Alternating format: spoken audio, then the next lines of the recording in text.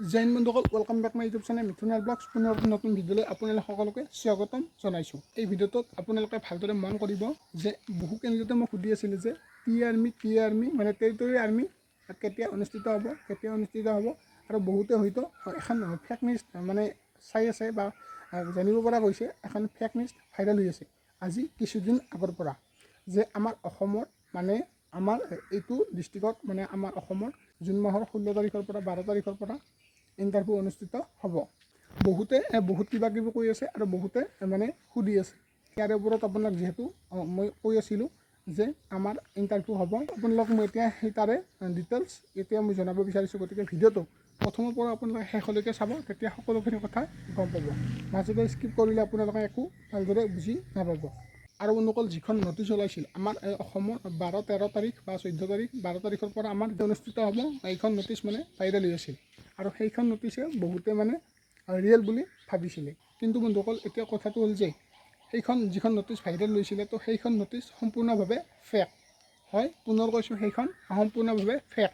সেইখন কোনো ধৰণৰ মানে অৰিজিনেল নটিচ নহয়েই।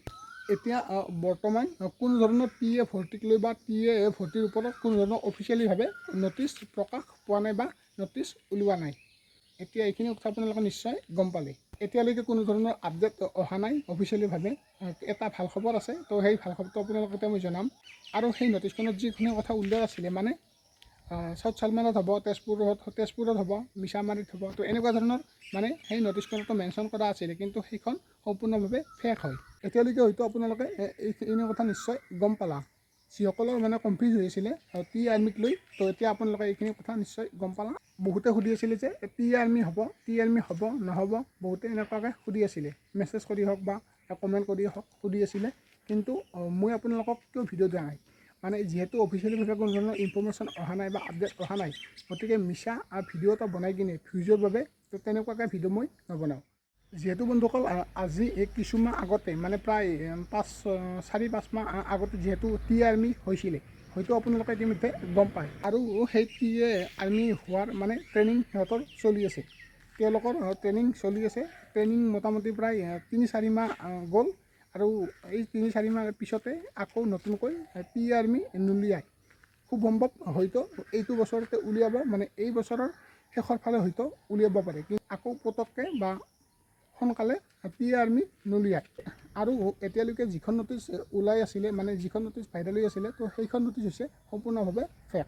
এইখিনি কথা আপোনালোকে নিশ্চয় গম পালে।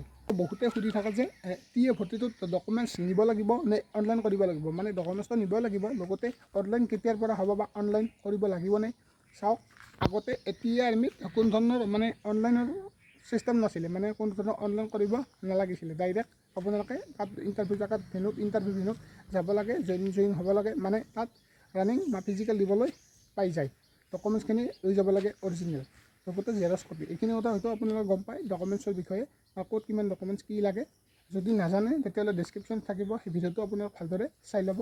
ইয়াৰ ওপৰত ভিডিঅ' বনোৱা আছে।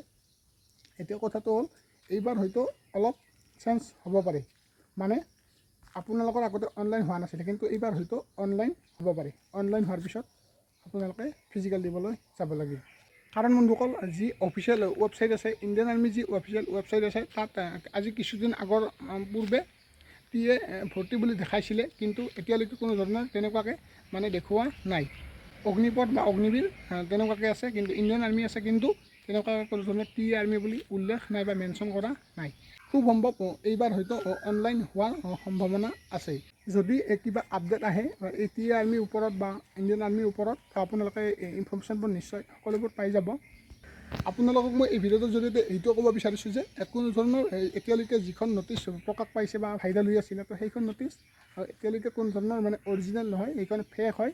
আৰু লগতে এতিয়ালৈকে কোনো ধৰণৰ ইনফৰ্মেশ্যন বা অফিচিয়েলিভাৱে আপডেট অহা নাই।